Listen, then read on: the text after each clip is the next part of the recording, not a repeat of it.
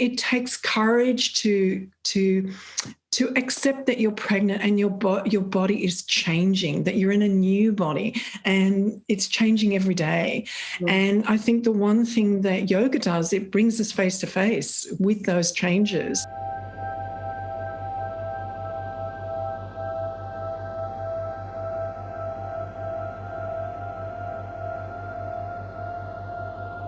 So welcome everybody to another episode of the Awakening Your Health Potential podcast. And today I have the wonderful Fiona Donohoe Bales from Womb in Bloom. And I wanted to get Fiona on because when I think prenatal, I think Fiona. So Fiona's been in this side of things for I don't know how many decades, but her personal experience and then all her extra qualifications and then all your teaching and involvement with so many students, I think has been beneficial to so many women out there. And so I just wanted to have this conversation with you, Fiona, so you can share your wisdom and experience, because it is a bit of a shared passion we have together.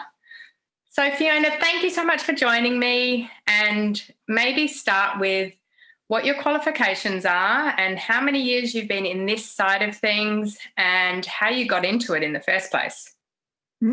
Absolutely. Well, firstly, I wanted to just say, Sara, thank you so much. It is a real honour to be on your show and to be a guest, because I know we've shared this passion for many, many years, and it's really exciting. It's really exciting to have a platform to be able to talk about one of my favourite things in life, which is the empowerment of women, not just prenatal yoga, but the empowerment of women. And you mentioned before that your podcast is Awakening Your Potential, and really prenatal yoga is a beautiful pathway to awakening a woman's potential. And it all starts with pregnancy and birth and motherhood. So as far as my qualifications go, I like most people, started off with trained in something completely different to where I am now. So I have an arts degree in political science and government and fine arts, believe it or not.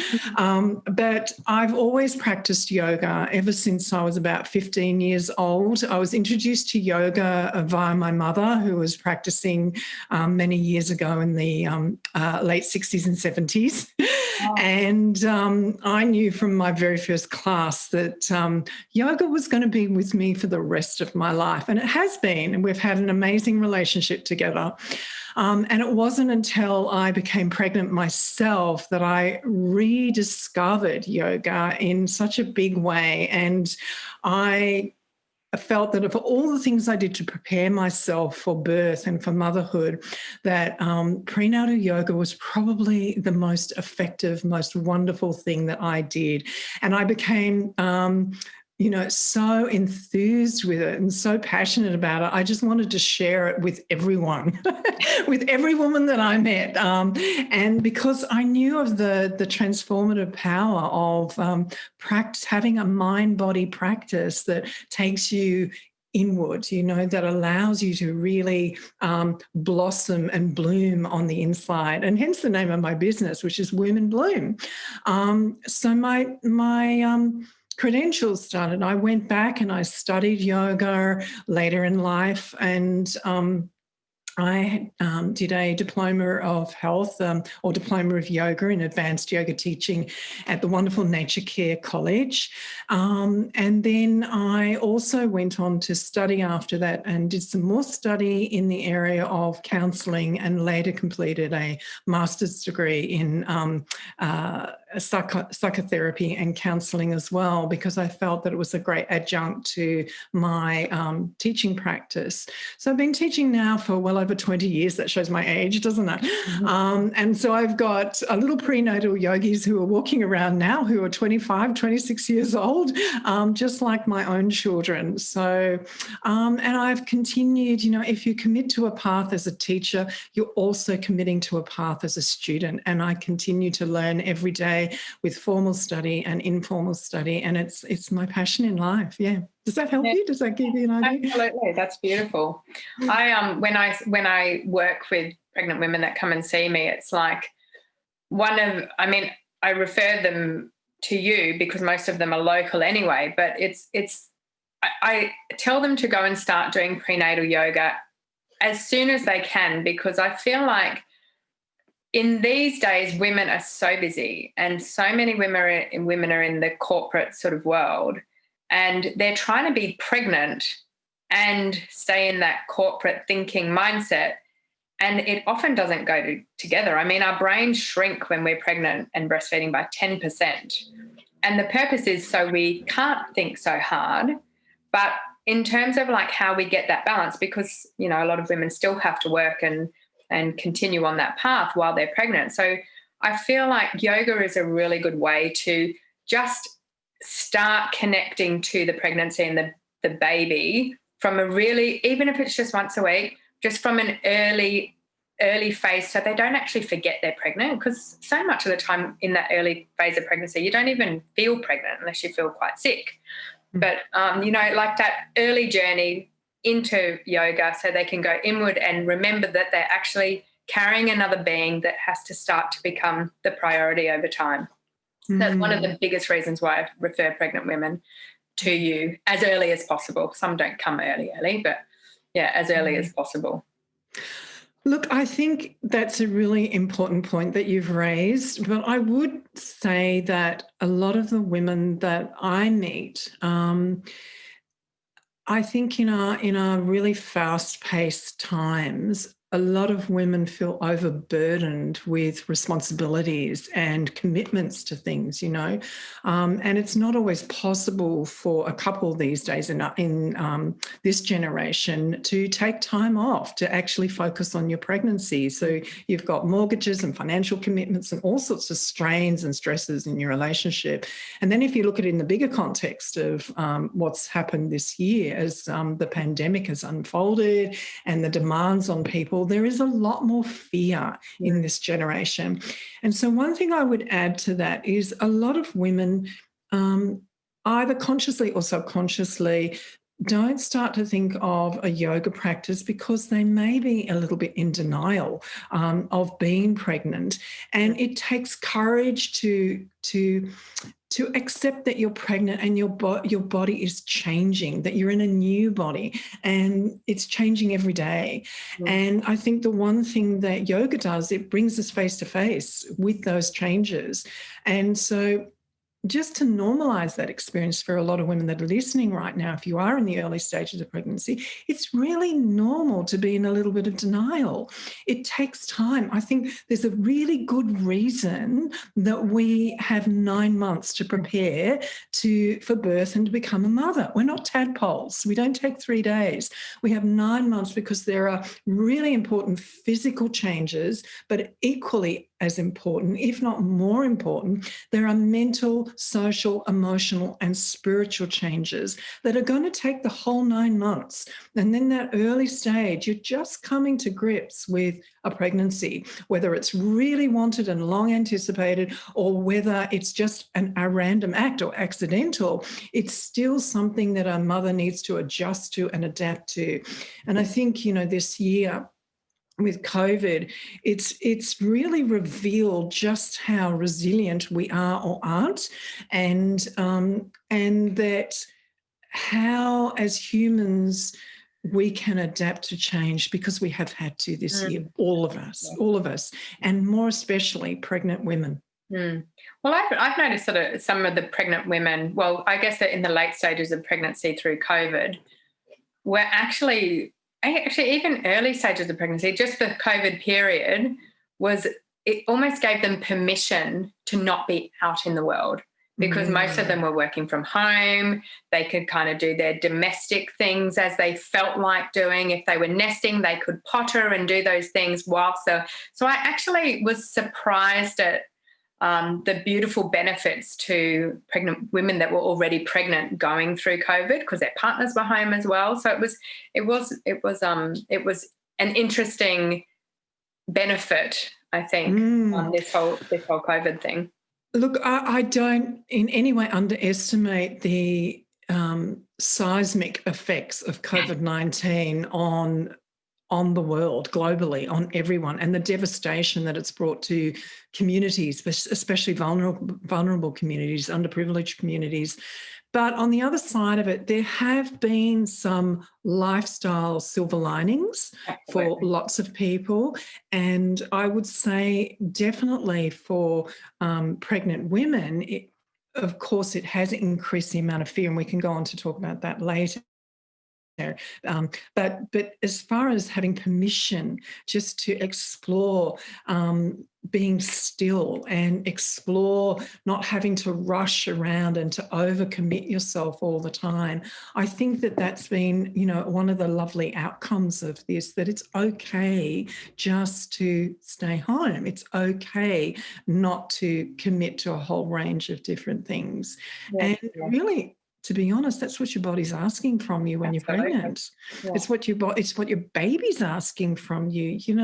I think in our grandmother and great grandmother's generations, they just had one job, and that was to grow a baby. And that was important enough. And unfortunately, in our culture, pregnancy is not visible. It's visible in an Instagram, social media kind of way. But when you think of it in the workplace, it's not visible.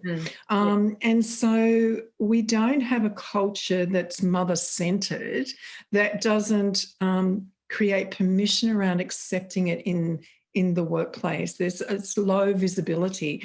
And really, if we're going to, I'm a passionate feminist, if we're about to change that, we really need to restructure our workforce to create more family-centered role models, if you know what I mean, so that it does become more visible and that it is okay to take time out when you need time out, basically. Yeah, totally.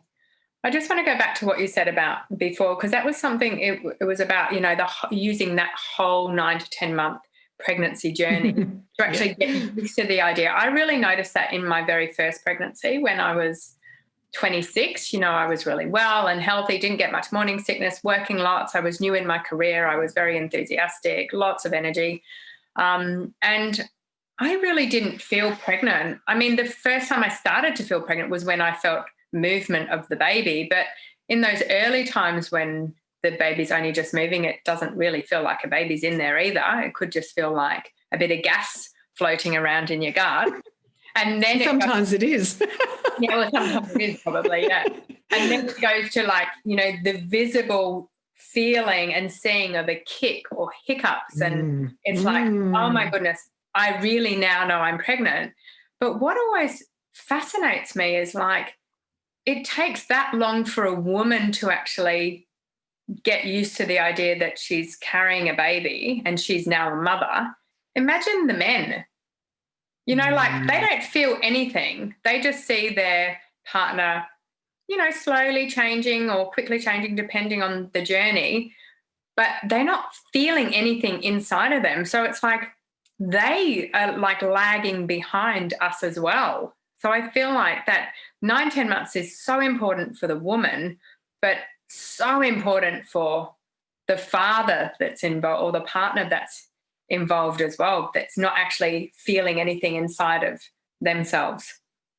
Absolutely. It's so difficult for men in a typical relationship to have a sense of connection with their growing baby and finding practices and ways of developing some kind of communication.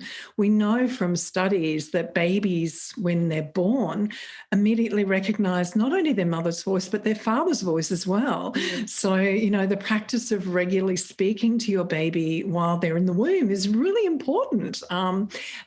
Everybody has a unique voice print. And when mum speaks and when dad speaks, your baby is learning that, and learning to understand and resonate with that and associates a sense of safety and care with that. And so I think it's really difficult for men. They do feel alienated from the process. And often the first time that they feel any part of the process is when they're in the delivery suite, and it's all very, very real.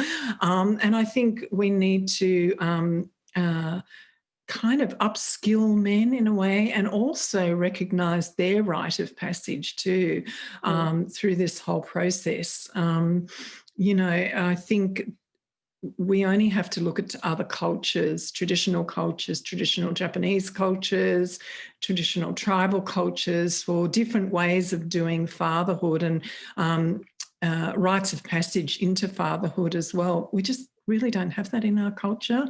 And I think that's something, that's definitely worth exploring, because the consequences of that, I think, is that we're seeing such a steep rise in not just postnatal depression and anxiety for women, but also for men as well.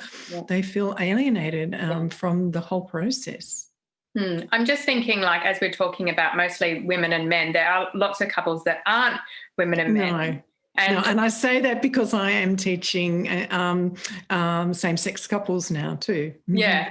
Well, I also have a friend who she's had three children herself, and then she got involved with another woman who also wanted to have a baby. So they had a baby together.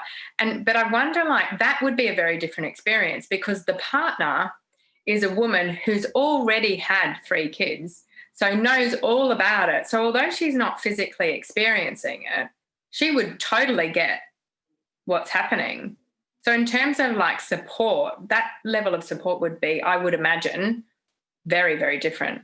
Woman to woman, and a woman who has had babies with another woman who hasn't had a baby, that level of support would be quite amazing, I would imagine. Yeah, so absolutely, but I still think there's nothing quite like, growing your own baby, growing a seedling inside of you. That's just, every day is a brand new sensation, isn't it? Absolutely, yeah. Yeah, it's quite fascinating. Yeah. And then the other topic that I just love talking about with you is, like, which I talk about actually when I was writing my book, which is Empowered Pregnancy, The Secret Wisdom of Natural Birth, many years ago now. How many? 3 years ago now. Long ago. Yeah. I had the 3 sections written out, but planned out in my head. There was going to be a section on the kind of structural component, the section on the biochemical component and the changes, a section on the emotional component. And then when I was in book retreat, which I went away for a week to write, I was like, oh, the spiritual component, how am I going to write about that? And I thought, I'll just put a little section at the end, because I was also thinking I need to be scientifically validated, because I'm a chiropractor, and so I couldn't really scientifically validate that. But I ended up making it the first section of the book that was equally as big as the other sections, because I literally could not stop writing about it, because it's like the evolution of a woman with each pregnancy, but I think especially the first one is monumental, so maybe talk about, like, that, what you see and what you've experienced and what you witness, and the beauty of that process. Look, I think this rite of passage for women is, it's almost a cliche, but nonetheless, it is, I think it's the most incredible transformation that a woman will ever have the privilege to undergo in her life. It's, and I think in some ways a woman has to be prepared to let herself be changed by pregnancy, and if it does, if you let it in, then there is so much to learn coming out the other side. There are so many gifts from that experience, so many gifts. And it's not always an easy ride. It's going to take you to some very challenging places from day one. And whether it's during your pregnancy, or whether it's through the birth, or whether it's in early motherhood, it really takes us to the edge of our being, to the edge of our soul.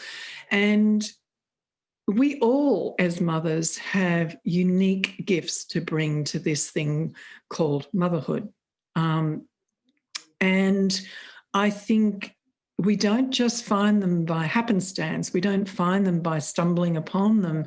We actually find them by going into those very challenging times, those difficult times at 2:30 in the morning when you're all alone and you're trying to comfort a baby and you have no idea what's going. Or it's in the middle of a labor that's just going down a path that you had not expected. And you're at the edge of your wits trying to find your way back to home, to balance. I think everyone has some gold. You can pan for gold during pregnancy and motherhood, and you'll always find something. And for me, that's bringing it back to yoga and mindfulness. I think that that's what it's about. It's about helping women unlearn, basically, what they have taken on from culture and from society, and to be reacquainted with their own natural inner resources. We all have them, regardless of how difficult your upbringing has been, regardless of whether you feel bereft of having the strength or the courage to deal with this. We all have something inside of us that we can be reunited with, that will take us through this experience. And sometimes the more devastating the experience, the bigger the learning curve and the greater the gift at the end. But we have to be open to that experience. And I've seen, I can't tell you how many women I've taught now, probably well over in the thousands over a 25-year period. The thing that thrills me, and I love little babies, don't get me wrong, absolutely adore little babies. But what I adore more is the birth of the mother. Mm-hmm. At the end, seeing this incredible transformation of just, it's been described in, in Jungian terms, like as this passage from being a maiden as she crosses the sea to become a mother, and she has to be prepared to let go of one land, which was her former identity as a single woman, as a maiden. And then she makes this passage across an unknown sea. And that sea will sometimes be choppy and filled with waves, and she won't know where she's going. But you have to leave the shore to allow yourself to sail across this new ocean, this passage, to make it to a new land. And on that other side, she doesn't really know what her new identity is going to be. So pregnancy is like this incredible liminal period where, she's closing out one phase of her life. She's closing out her identity, her former identity, and yet she doesn't quite know what her new identity is going to be. It's not quite there, and this is true, especially for first-time mothers, like, who am I, And she also carries within her, her fears and hopes for her unborn child. So she's got this imaginal child that she's carrying. And believe it or not, we all do it.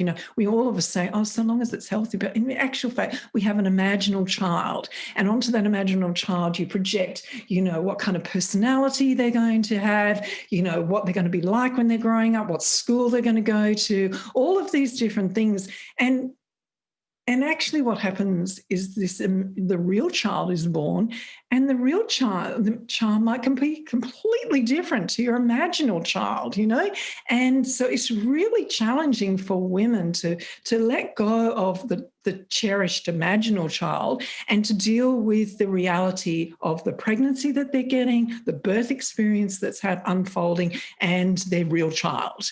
And in the process of that, I think that that's where mothers are being born, on the coalface of day-to-day, the daily grind of being a mother, really, the challenges of being a mum.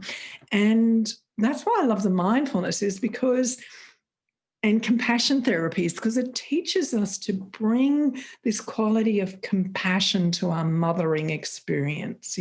So many of us bring our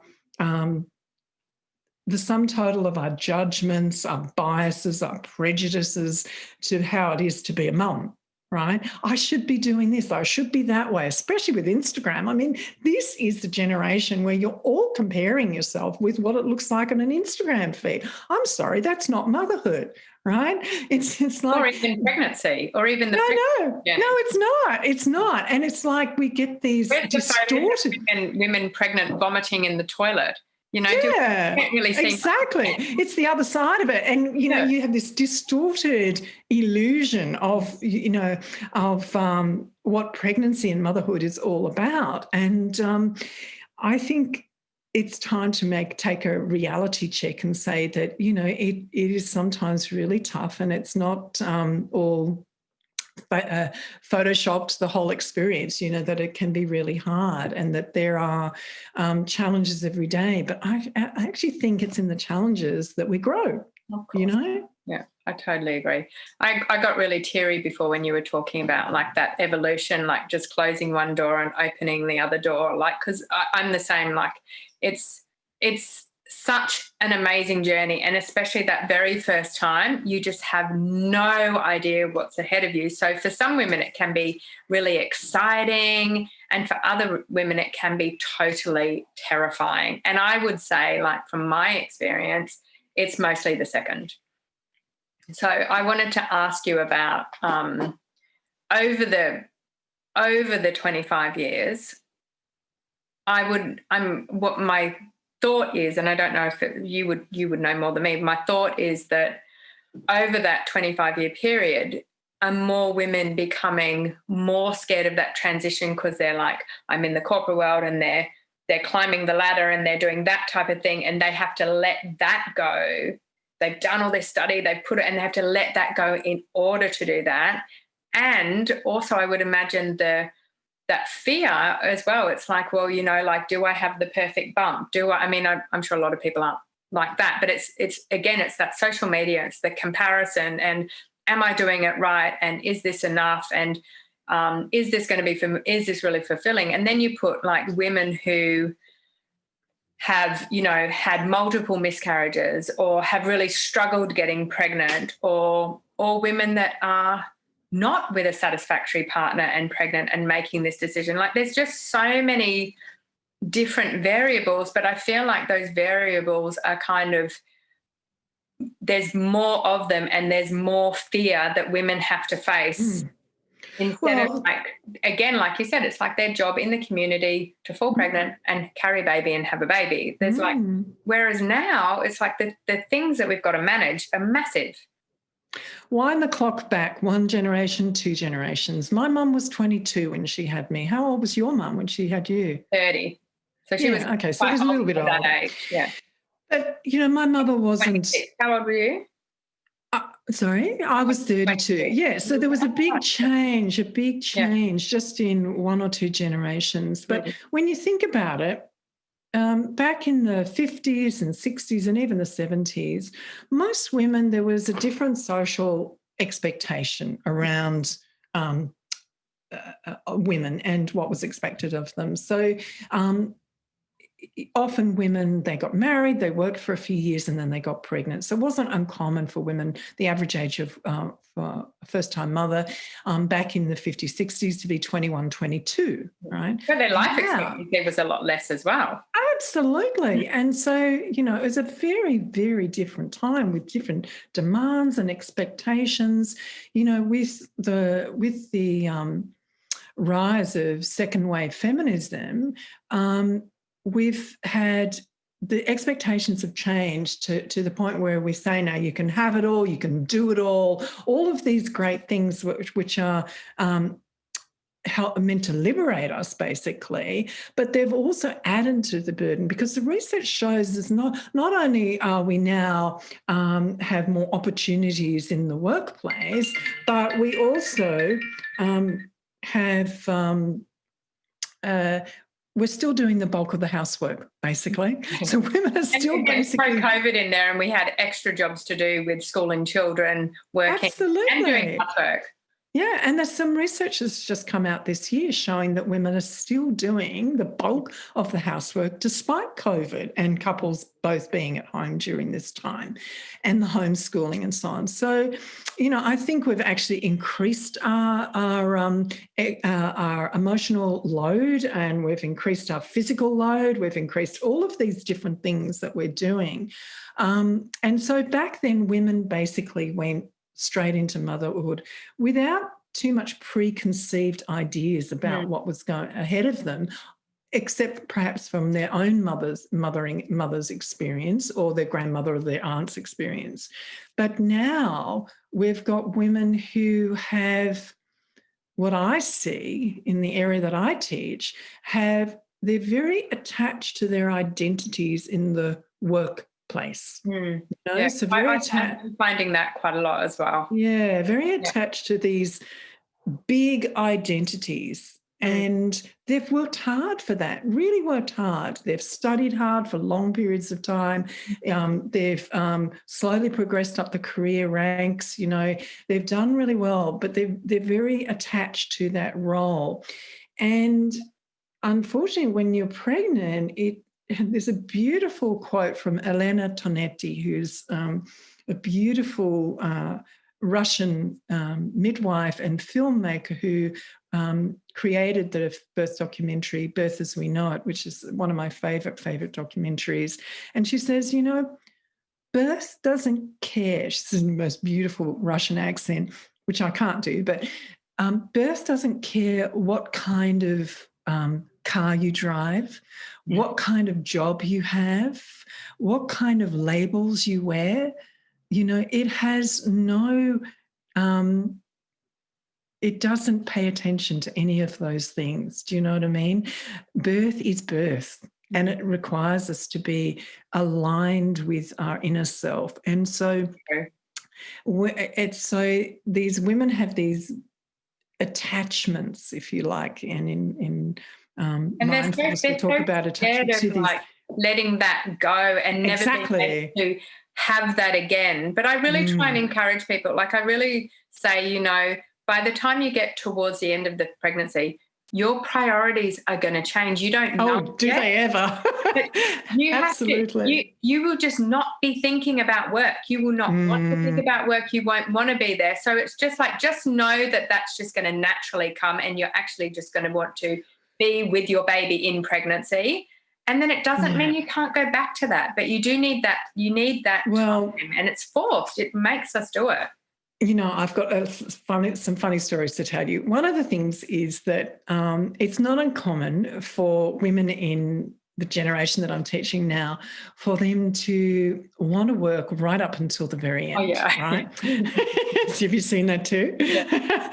And they do that because the work ethic that's being modeled to them is to continue to work, right? It just pays no attention to the health and well-being of the mother, but it's like you have to do what's expected of you in the workplace, especially in the professions like law, medicine, accounting, all of these different things, right? So they often work until week 38, week 39. And then they go into labour without fully releasing the tension in their body and without fully being prepared. And there was some research done by the Australian government some years ago now. I can't remember how long. It was probably a decade ago. But it looked at the strong correlation between the amount of maternity leave a woman had before she went off to have her baby, and the amount of intervention she would have. And so there was a strong correlation between how many weeks you took off before your baby was due and how much intervention you had. So not surprisingly, women who had the shorter amount of time off had the higher amount of intervention. It makes sense to you and I because we're practitioners and we deal with pregnant women all the time. So do you want to just talk for the listeners who don't know why that would be? I mean, I guess it's to do with cortisol and adrenaline and so because a lot of women don't even know that they're stressed. Oh, God, They yeah. actually don't even know that they're stressed. Yeah. And, babies don't understand language quite yet. They don't understand words, but they definitely understand hormones. And if mum is secreting more cortisol and more of the stress hormones, adrenaline, then baby is receiving that. And baby is thinking, oh, God, it's not a safe place out there. And they're picking up that message. Now, most of the time, mums don't even know that they're anxious or they're stressed. But what we do know is what's different from when I first started teaching to what I'm teaching now is that 1 in 8 women back then would experience perinatal anxiety. Peri means before and after the pregnancy. So they would experience anxiety during the labor, during the pregnancy, and possibly after. One in Now, eight, that was. 1 in 8. Yeah. 1 in 8. It is now 1 in 5. Yeah. And perinatal anxiety, so anxiety experienced during pregnancy, is highly predictive of postnatal depression. Yeah. So issues that are not addressed during the pregnancy. This is a really, really, really, really important point for any pregnant mothers listening now. So just repeat that. It's like the stress levels prior, during pregnancy, during birth, and then soon after are correlated, like if it's high, correlated with postnatal depression. Yeah, so the research shows what we do know is that for women who experience anxiety during pregnancy, it's highly predictive of postnatal depression. Which also fits with, again, less time off prior to giving birth because they're still wound up, they're still in their corporate mindset, they're still in their thinking mode, which is not where their brain is supposed to be at this time. Yeah. Look, I've had, to give you a classic example, senior partner in a law firm. She's worked extremely hard to get to where she is. She has a team of lawyers with her, and she's got an important project. She's 38 weeks pregnant, and I can think of someone off the top of my head.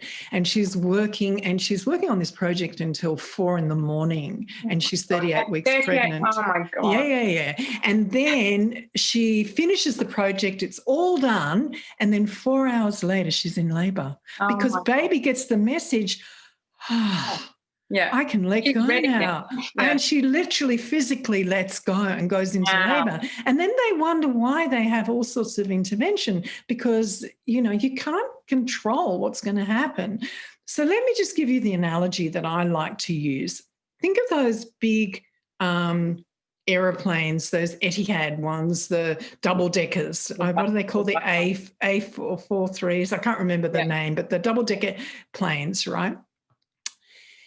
I always liken a pregnant mother that's got a big job like that, lots of responsibility. She's worked really hard. I always think of her as the metaphor of this incredible plane, double-decker plane. You wouldn't give her a tiny little runway in a country field to land, would you?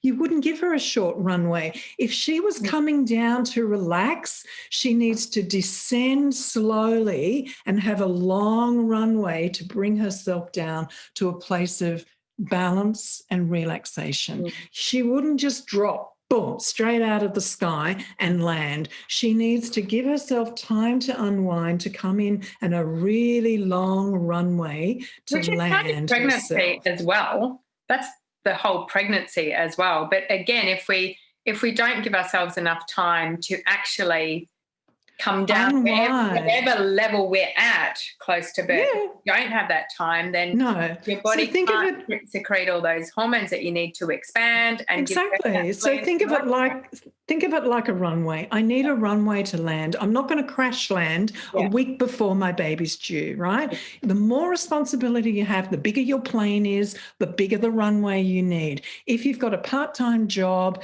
and it's low responsibilities, you're relaxed, blah, blah, blah, okay, you might need a tiny little runway to land and you can have less time off if that makes sense to you. But these women who don't give themselves enough time, and a lot of it is predicated on fear because they're terrified of who they are without their identity at work. They don't know who they are because they've probably been working, unlike our grandmothers, they've been working since they were in their mid-20s and now they're in their mid-30s, and they don't really know who they are without that identity. That can be quite frightening.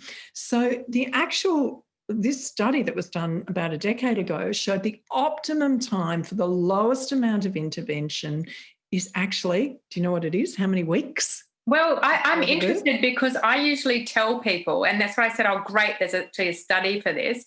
I tell women 6 weeks before your due date. 6 weeks, exactly. Is it really 6 weeks?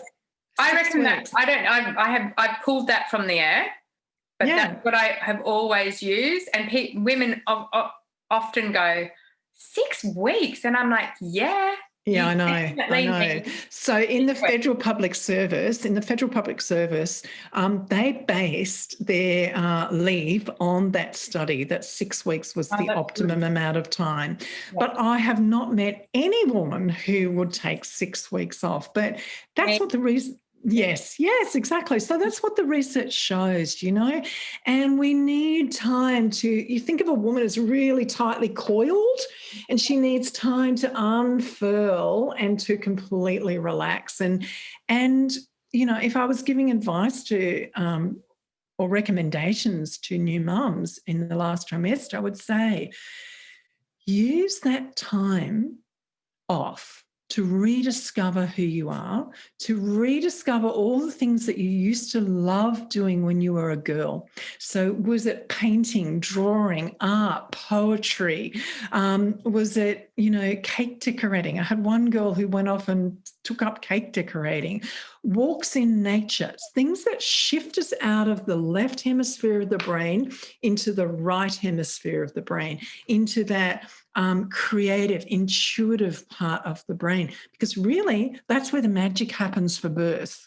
And we want to be able to step out of that, thinking, analytical, prefrontal cortex part of the brain, which is very useful. I'm not saying it's wrong, but to step out of that and to explore this other side of us. So, I see women who are senior accountants and as I mentioned before, lawyers and so forth, just going back and doing something for fun, and because it may seem like this time is a long while, but in actual fact, in the great scheme of your child's life, it's a blink of the eye. Oh, totally. So short. Totally. So short. Don't you agree? And also that 6 weeks. I mean, with my last one, she was then 2 weeks late, so it was 8 weeks. But the time, like, you don't move as fast, you don't think as fast, things take longer. You don't fit in 100 things in a day. You fit in 1 or 2 things a day. Everything slows down. So you need to give yourself time to actually go at a slower pace and fit in things that actually prioritize your pregnancy, or going and doing prenatal yoga, or getting some massages, or walking and getting into nature, or swimming, or whatever it is that, brings you back into your body. Because really women who have had so many of those responsibilities have not been in their body hardly at all. They've been in their head for so long. So it's scary, and it's not familiar to so many people because they just haven't done it for so long. So yeah, I totally agree. And I'm really fascinated and pleased to hear that study actually says 6 weeks, because I've always thought like that amount of time seems like the right amount of time. There's a beautiful quote, and you just touched on it then, Sarah, which is I think it's originally from Ovid, but it's adopt the pace of nature. Her secret is patience. I remember you talking about this when I've done prenatal yoga with you, like that pace of nature. So true. Yeah. And her secret is patience. And I think one of the things that, me included, so many of us need to do right now is to reconnect and grow the resource of patience, because we're so used to life being instantaneous. If you want to know the answer to something, Google it. If you want something, email it, blah, blah, blah. Everything is instantaneous. And so we need to once again cultivate this quality of patience, among many other things, but slowing down. And maybe that could be another silver lining of COVID, is slowing down again. Well, I think I've really had that craving of getting into nature through COVID. Like I've always been a beach girl, which I still love, but I've had this craving to go into the bush. And I reckon it's to do with that, because nature has regenerated with people being quieter. And it's almost like it's regenerated and it's cleaned itself up, and it's almost calling us back to that. But I've really enjoyed just being in nature. So, in the last few years, I've also become passionate about Qigong. Yeah. I'm going to say it slowly because a lot of people think it's jiggle.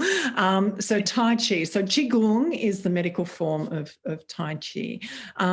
And the way in the Qigong philosophy, they say that places in nature, particularly places like forests and by the sea, by the ocean, near lakes, near mountains, is where Qi concentrates. So when you're actually in a nature reserve, in a national park, the Qi is incredibly concentrated. So for those of you who don't know what Qi is, it's where energy, which you can't see, feel or touch, but we know it's there. So it gives us that sense of vitality. So when we breathe in, the breath is not prana or chi, but it's carried on the breath into the body. So it animates us. It gives us that quality of well-being. And we know that and it sustains all human life and all life on the planet, for that matter. So when you're in a place in nature, it's really concentrated, high concentration areas. And so it really helps with our immune system. It really helps to build our immune system. It helps to settle and calm our nervous system. It helps to balance our ventral vagal system, ventral vagal nerve. It's really good at balancing. And I completely understand why we want to get out into nature more. And it's where pregnant mummies need to be. Yeah, totally. Well, it just makes so much sense. I remember you talking about that a lot. But like I've definitely rediscovered that connection with nature, particularly in the last few months. Yeah. And it's really it's almost like, we forget that we are actually a part of nature because we separate ourselves so much from it. But we are nature. Out of sync. Yeah, we get out of sync with nature. We get out of sync with the speed of nature, and we create this other world that seems to be what we are, which is, like concrete buildings and fast-paced and getting to work and getting back from work. But it's like when you actually spend that time in nature, it really is that feeling of like coming back into yourself. And maybe it's like the resonance of you and nature become more one, or maybe it's like the energy change or the slowness or something, but it's really powerful.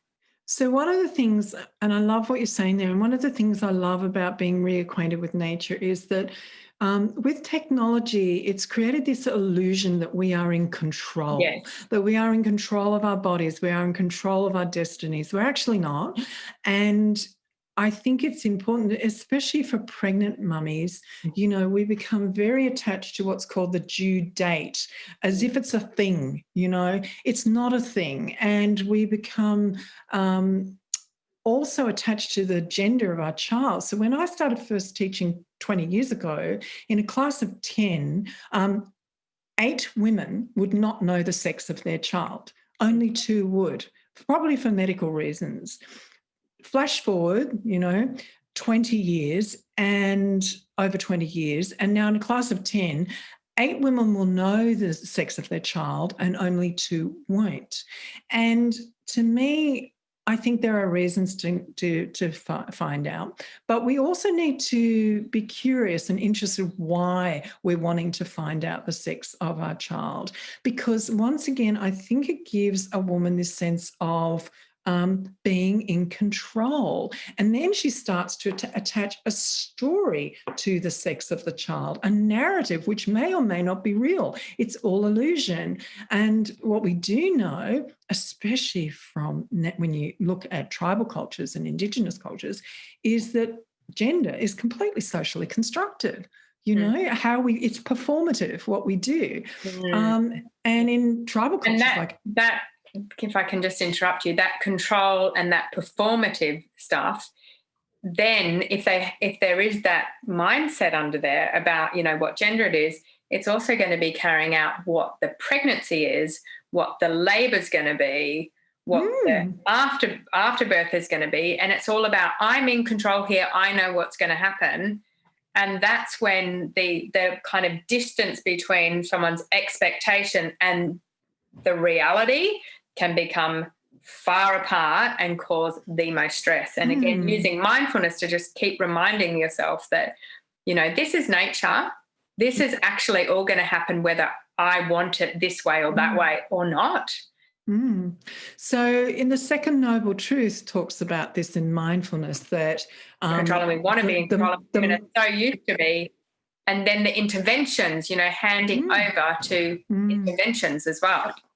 So in mindfulness, we talk about the four noble truths. And then the second noble truth, the first noble truth is that life is suffering. There will be things in life. And when we say suffering, really the modern interpretation is that there will be stress. There'll be stress. There'll be challenges. There'll be stress, And the second noble truth is that the causes of our stress is our attachment to the way we want things to be, And the more you know, like the more data you have, like the sex of your child, the due date, the more likely we are to be attached to a certain outcome. And we know that when you're attached to a certain outcome, it's a surefire recipe for suffering and more stress, because life isn't necessarily going to unfold in that way, And I guess one of the things of a regular mindfulness practice during pregnancy and yoga and Qigong and all of these mind-body practices is to help build your tolerance for the unknown,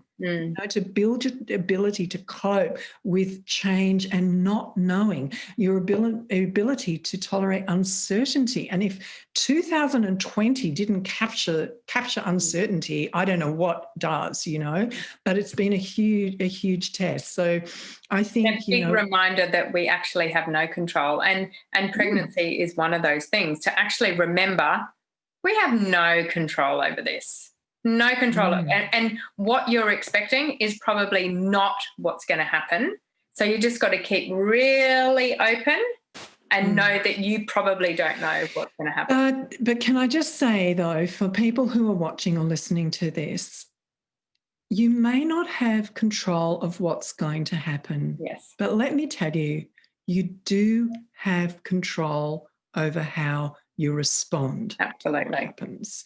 And that's the point of mindfulness and yoga and Qigong, is learning to regulate your own emotions, learning to regulate your mind, doing it for yourself so that you are in control. So it's like that classic quote of having a pause between the action and the reaction. Yeah. So mindfulness creates that sacred pause between the two. And the more you do it, the more you become aware of, oh, that's my mind again. That's my mental pattern of being negative again. Or there I go reacting in that strong way to my husband when he says, you've put on so much weight in your pregnancy and blah, blah, blah. Or somebody says, your baby's small for dates.